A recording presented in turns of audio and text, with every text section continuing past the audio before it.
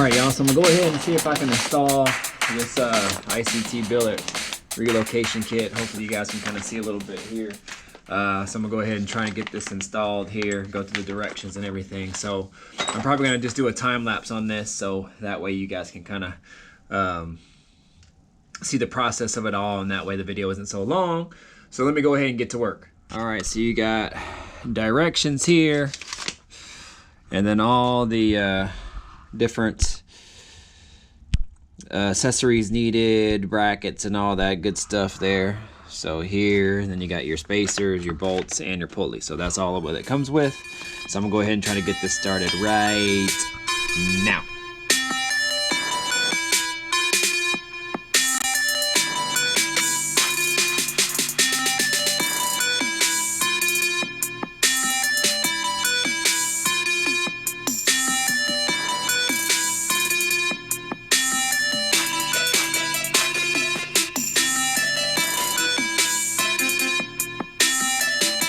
Alright y'all, so I didn't realize this, but this actually takes the factory truck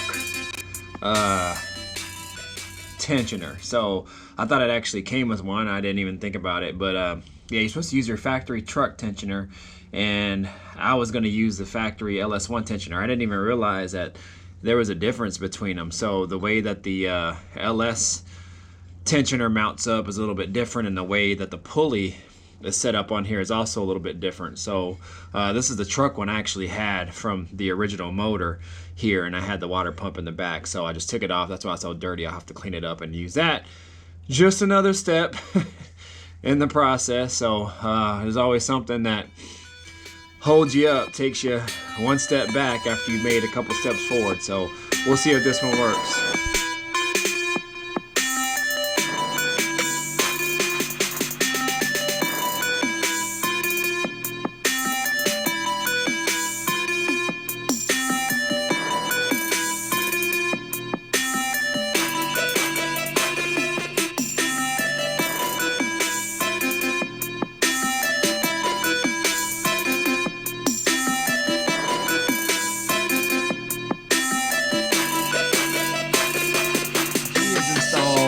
Just kind of temporarily, and it looks pretty good. I think it will work. We'll see. So basically it's all lined up. So this is the new pulley that was supplied with the kit. You're supposed to use your stock truck bolt and washer that comes with it, and the stock tensioner. I guess I must have missed that in the fine print, but yeah, so it comes with the bracketry, the bolts, the spacers, and all that. So it actually bolts to the two of the original bolts that go on the timing cover, and then there's an extra bolt that goes and bolts on the bottom of the block, and then these bolts actually are pre-threaded into the Ict Billet bracket there, extension there. So, and then there's a few spacers, but it lines up actually really good with the pulleys. So again, this is for your regular stock truck accessories, and if you can see there, lines up pretty good. So I think it will work. And what I did is I have this ribbon here that I bought a long time ago, and it's actually been very handy. I've used it many times in regards to trying to find out a length of a belt that I need.